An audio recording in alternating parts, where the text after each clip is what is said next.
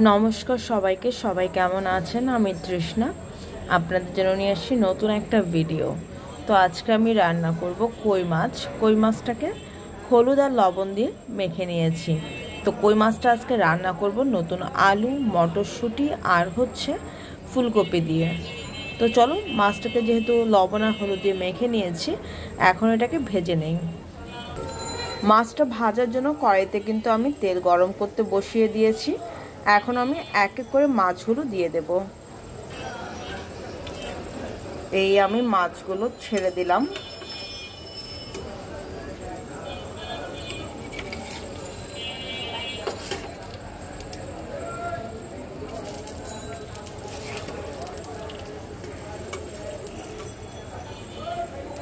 সবগুলো মাছ একসাথে দিয়ে দিলাম।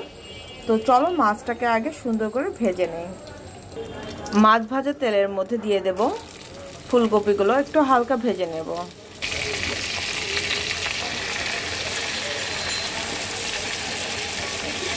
একটু হালকা হাতে নেড়ে দেব, কারণ ফুলকপিগুলো কিন্তু আমার আগে থেকে একটু হালকা সেদ্ধ করা ছিল।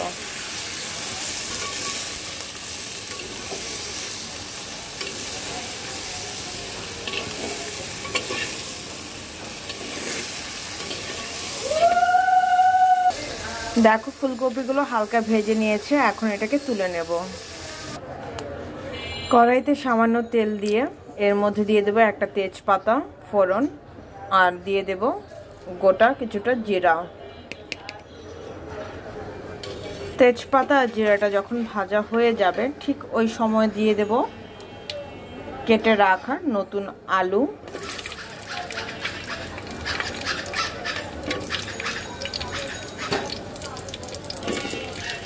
ফুলকপিটা আমি একটু পরে দেব, যেহেতু ফুলকপিটা একটু সেদ্ধ করে ভেজে নিয়েছি।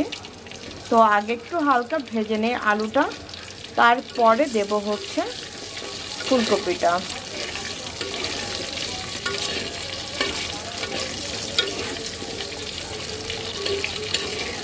তো চলো, আগে আলুটা একটু হালকা ভাজা হোক। দেখো, আলুটা কিন্তু সামান্য ভাজা হয়ে গেছে। এর মধ্যে দিয়ে দেব কাঁচামরিচ,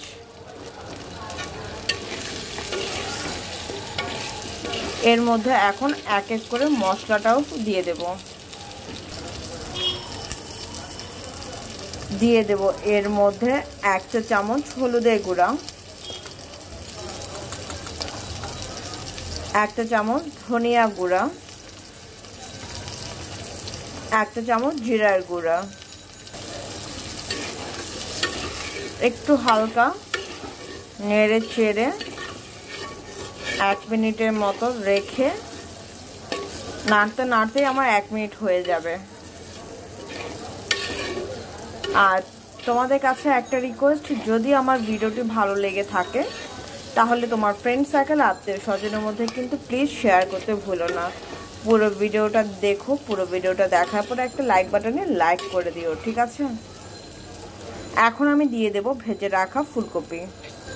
এই আমি দিয়ে দিচ্ছি ভেজে রাখা ফুলকপি। দিয়ে দেব স্বাদ অনুযায়ী লবণ।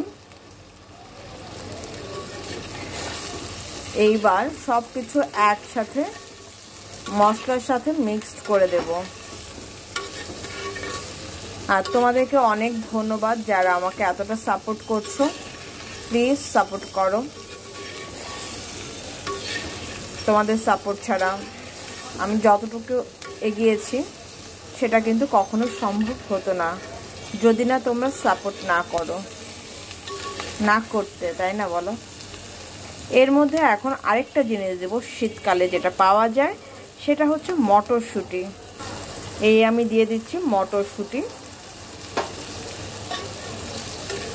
এবার সব কিছু দিয়ে 2-1 মিনিট সুন্দর করে ভেজে নেব। তো চলো, আগে এটাকে সুন্দর করে একটু হালকা ভেজে নেই। মশলাটার সাথে তেলের সাথে খুব সুন্দর করে ভেজে নিয়েছি। এখন আরও একটু কষানোর জন্য সামান্য পরিমাণে জল দেব। জলটা দেওয়ার পরে সব কিছু একসাথে সুন্দর করে মিক্সড করে দেব।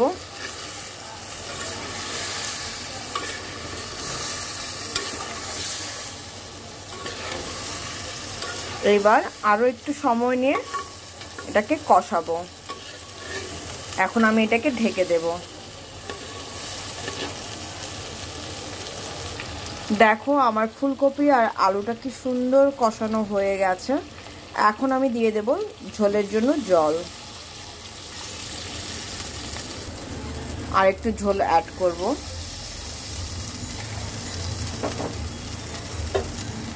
এইবার একটু মিক্সড করে দেব।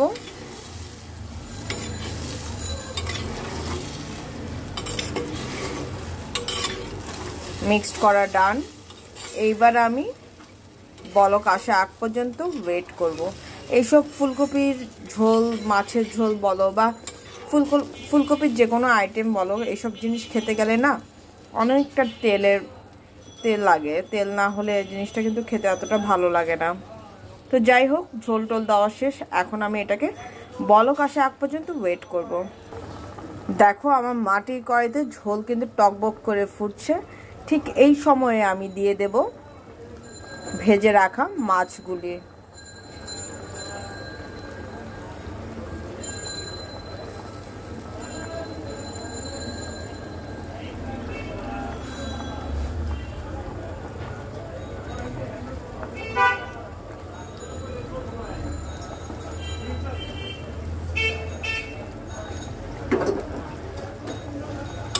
এইবার আমি মাছটা দিয়ে দিলাম। ঠিক 2 থেকে 3 মিনিট আগে আমি একটু জাল করে নিই মাছগুলো। তারপরে কি দিয়ে নামাবো সেটাও তোমাদের সাথে শেয়ার করব, ঠিক আছে? তো চলো এটাকে হতে দেই। দেখো মাছটা দিয়েছি মিনিমাম 4 থেকে 5 মিনিট হয়ে গেছে। এখন দিয়ে দেব গরম মশলা। এখানে আছে এলাচ, দারচিনি, তেজপাতা আর জিরা, একটু হালকা তেলে বেটে নেওয়া হয়েছে।